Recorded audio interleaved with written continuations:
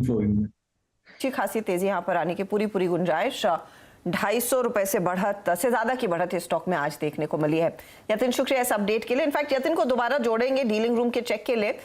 इस बीच सुदीप बंदोपाध्याय को जोड़ लेते। सुदीप, अपॉलॉजीज, आपको थोड़ी देर वेट करना पड़ा, लेकिन केमिकल सेक्टर बहुत ही दिलचस्प सेक्टर है, जहां पर हमने देखा ये एक तो डोमेस्टिक इंडस्ट्री में जिस तरह की कैपेसिटी बढ़ रही है उसका फायदा इनको मिलेगा, दूसरी तरफ चाइना की अलग क्राइसिस, वहां पर बहुत ज्यादा गर्मी होने के चलते कई यूनिट्स बंद है, और यूरोप की तो स्थिति हम सब जानते हैं। ऐसे में क्या आप भी एक्सपोजर बढ़ा रहे हैं इस सेक्टर में? बिल्कुल बढ़ा रहे हैं। दो खास चीज मैं यहाँ पे बताना चाहूंगा। मैं आपके जो विश्लेषण है और जो हमारे मित्र है पैनल पे उनकी बातचीत में सुन रहा था, दो चीज मैं बताना चाहूंगा। यहाँ पे और एक जो मुद्दा हो रहा है, जो हम हमेशा से बात करते आए, एक चाइना +1 का बेनिफिट इंडियन केमिकल मैन्युफैक्चरर को मिल रहा है, और वो कुछ दिन से चालू हुआ और वो प्रोसेस अभी बहुत तेज हो गया है। जो सारे बड़े जो एंड यूजर्स हैं वो चाइना का अल्टरनेटिव सप्लाई बेस बनाना चाहते हैं, और उसका फायदा इंडियन केमिकल कंपनीज को मिल रहा है। दूसरा बात है, कुछ कंपनीज ग्लोबल जो प्रोक्योरर है वो चाइना से निकल के अपना बेस और या अपना प्रोक्योरमेंट दूसरे कंट्रीज में करना चाह रहे हैं। उसका भी वहां पे भी इंडिया एक बहुत बड़ा रोल प्ले करेगा, और वहां पे भी इंडियन केमिकल मैन्युफैक्चरर्स को फायदा मिलेगा। और आप स्पेसिफिक कंपनीज पे अगर बात करें, एक सेक्टर का शायद हम लोगों ने अभी इतना जिक्र नहीं किया, वो है बेंजीन बेस्ड जो केमिकल्स है। ये बेंजीन बेस्ड केमिकल्स में आरती इंडस्ट्रीज दिग्गज प्लेयर है। वैसे बहुत ही अच्छा कंपनी है, परफॉर्मेंस हमेशा से अच्छा रहा है, और ये जो करंट लेवल पे जो आरती इंडस्ट्रीज का कामकाज हो रहा है, यहाँ से हम लोग करीबन 1100 रुपए का टारगेट देख रहे हैं 1 साल के लिए। तो आरती इंडस्ट्रीज में जरूर ध्यान दिया जा सकता है करंट लेवल में भी। और देखिए ट्रेड आपकी स्क्रीन पर आता हुआ 890 के आसपास के लेवल्स, और यहाँ पर पोटेंशियल मजबूती का जरूर है। सुदीप, आजकल क्योंकि मार्केट में जिस तरह का यूफोरिया वापस लौटा है या फिर जो पुल बैक देखने को मिला है, सवाल यही लोग उठा रहे हैं कि दिग्गजों में ज्यादा पैसा कमिट हो या फिर मिड कैप्स में। आज के तौर पर, आज मिसाल के तौर पर देखें, nearly 320 points up on the mid cap index, 1% out performance यहीं पर, एंड निफ्टी बैंक निफ्टी आप कैचिंग अप। आप इस समय ज्यादा कन्विक्शन कहाँ रख रहे हैं in terms of valuations, and जो दरअसल ट्रेड्स अट्रैक्टिव दिखने लगे हैं? देखिए, मैं तो ऐसे मिड कैप लार्ज कैप देखता नहीं हूँ ऐसे सेपरेटली। हम तो सेक्टर कंपनी स्पेसिफिक सजेशन दे रहे हैं, और मैं निवेशक के लिए यही अभी आज के दिन में सलाह देना चाहूंगा कि कुछ हद तक एक डीकपलिंग सा मूव इंडियन मार्केट में देखने को मिल रहा है। इसका कारण जो ग्लोबल इमर्जिंग फंड्स हैं, उनका जो उनका बहुत बड़ा एक रकम उन्होंने चाइना में इन्वेस्ट किया था, और वहां से निकल के दूसरे इमर्जिंग मार्केट्स में पैसा डाल रहे हैं। उसमें इंडिया एक बहुत बड़ा बेनिफिशियरी है, रहेगा भी। तो इंडिया में पैसा आ रहा है, इसी के कारण कुछ हद तक डीकपलिंग दिख रहा है हम लोग को ग्लोबल मार्केट बाकी जो डेवलप्ड कंट्रीज के यूएस मार्केट से। बात यह है कि कैसे शेयर में खरीदारी करनी चाहिए। तो यहाँ पे मैं यही सलाह दूंगा कि बहुत सतर्क होके शेयर सिलेक्ट करना चाहिए, और सेक्टर और कंपनी पे ध्यान देना चाहिए। तो मैं तो मिड कैप लार्ज कैप ऐसे डिमार्केट नहीं करूंगा। मैं यही कहूंगा कि आप जो अच्छे डोमेस्टिक फोकस सेक्टर हैं, जैसे सीमेंट का जिक्र थोड़ी देर पहले हो रहा था, जरूर सीमेंट पे ध्यान देना चाहिए। बहुत अच्छा टेलविंड है। डोमेस्टिक डिफेंस मैन्युफैक्चरिंग अच्छा टेलविंड है। केमिकल्स बहुत अच्छा टेलविंड है। एफएमसीजी एवरग्रीन सेक्टर है।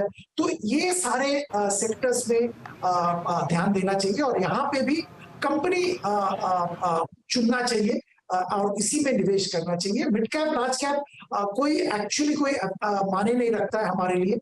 आपको देखना पड़ेगा आपका एंट्री लेवल कहाँ पे ठीक हो रहा है, और उसी हिसाब से एंट्री लेना चाहिए। जो आपके जहन में आई है लेटली, मिड कैप और दिग्गज उस सब की बातें छोड़कर, कोई ऐसी चीज जो आपको एक्चुअली अट्रैक्ट कर रही है, जहां पर आपको लग रहा है कि हाँ बड़ा वैल्यू है, अब तक लोगों के नजर में नहीं है, चाहे वो सेक्टर हो या फिर कोई खास स्टॉक जिस पर आपने आजकल ज्यादा स्टडी की है, सुदीप? ऐसे कुछ स्टॉक्स हैं जहां पे हम लोगों को लग रहा है कि आने वाले दिनों में अच्छा ट्रैक्शन देखने को मिलेगा। एक टाटा मेटालिक्स का स्टॉक है, जहां पे जो जो जो पिछले दिनों में कॉस्ट बढ़ जाने के कारण पिछला क्वार्टर नतीजा ठीक ठाक नहीं था, मार्केट के हिसाब से नतीजे खराब आए थे। पर अभी क्या हुआ है कि कोल प्राइसेस, जो कोकिंग कोल प्राइसेस कम हो गया है, करीबन 50% कम हुआ है। पर जो इनका जो आउटपुट है पिग आयरन वगैरह, वहां पे उतना प्राइस इरोशन नहीं हुआ है, तो इनका मार्जिन सिग्निफिकेंटली इंप्रूव होगा। तो यहाँ पे हम जरूर निवेशक को ध्यान देने के लिए सलाह देंगे। इसके अलावा एफएमसीजी क्षेत्र के दिग्गज कंपनी इमामी का मैं जिक्र करूंगा। इनका रूरल फोकस, एक प्रोजेक्ट शक्ति के जरिए बहुत अच्छा रूरल फोकस इन्होंने दिया है। जो अर्बन डिस्ट्रीब्यूशन वो भी स्ट्रेंथन कर रहे हैं और एक खास फोकस ये ला रहे हैं मेडिकल और मेडिसिन और मेडिकल लाइन पे, और यहाँ पे अपना डिस्ट्रीब्यूशन प्रोडक्ट रीच बढ़ा रहे हैं। ये सारे जो कर रहे हैं, हम लोग को लगता है कि मार्जिन एक्रेटिव होगा। मैनेजमेंट को प्रोफेशनलाइज किया, तो यहाँ पे भी अच्छा ट्रैक्शन मिलने की उम्मीद है, क्योंकि रूरल कंजम्पशन बढ़ रहा है, मॉनसून ठीक ठाक हुआ है, तो यहाँ पे भी ध्यान दिया जा सकता है। इमामी, टाटा मेटालिक्स जैसे आइडियाज जो सामने निकल कर आ रहे हैं, वहां पर खूब पोटेंशियल भी देखने को मिला है। अच्छा, फार्मा कंपनियों में हाल फिलहाल हम फिर देख रहे कुछ ऑब्जर्वेशंस निकल कर आए हैं, लेकिन डीवीज लैब जैसा काउंटर जो एक समय पे एक हॉट फेवरेट हुआ करता था, आज ये करीब 2-2.25% ऊपर है। क्या इस पर आपकी नजर गई है हाल फिलहाल? क्या यहाँ पर आपको कुछ दिखा है नया जो डिलीवर करेगा शेयर के फेवर में? हर्षदा, दो मैं खास बात यहाँ पे बताना चाहूंगा जो कि हम लोग ऑब्जर्व कर रहे हैं। एक तो फार्मा कंपनीज जिनका यूएस में बहुत ज्यादा एक्सपोजर है, वहां पे अभी थोड़ी समस्या है। एक तो मुख्य कारण यह है कि यूएस में जो जेनेरिक है उस पर प्राइसिंग प्रेशर बहुत है, और जो एनालिसिस हम लोग का है उससे लगता है कि ये प्रेशर कुछ देर तक बरकरार रहेगा, और यहाँ पे इनके लिए मार्जिन इंप्रूव करना बहुत मुश्किल होगा। दूसरी बात है यूएस एफडीए, इसका तो हम सब लोग जानते हैं, बहुत तगड़ा इंस्पेक्शन होता है, और वहां पे तरह तरह के खामियां कंपनीज के निकल के सामने आ रहा है, और वो ठीक करने में बहुत टाइम, एफर्ट और रिसोर्सेज लगते हैं, वो भी चल रहा है। तो ये दो समस्या जो है, इसके चलते हम लोग एक एरिया में फोकस कर रहे हैं जो कि डोमेस्टिक बिजनेस फोकस्ड कंपनीज है फार्मा सेक्टर में। यहाँ पे हम लोग को लगता है ध्यान देना चाहिए।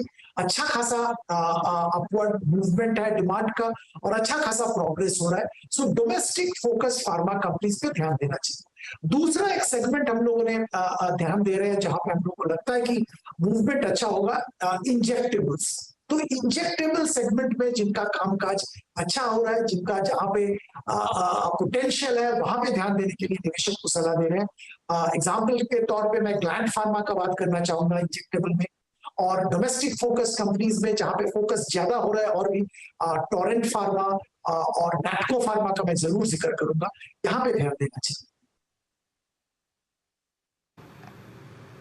जी सुदीप जी, बहुत बहुत शुक्रिया, आप इस कार्यक्रम में शामिल हुए और सभी सेक्टर्स पे, इंडस्ट्रीज पे, स्टॉक्स पे अपनी राय रखी। आपने बहुत बहुत शुक्रिया। अब एक काम करते हैं, यहाँ से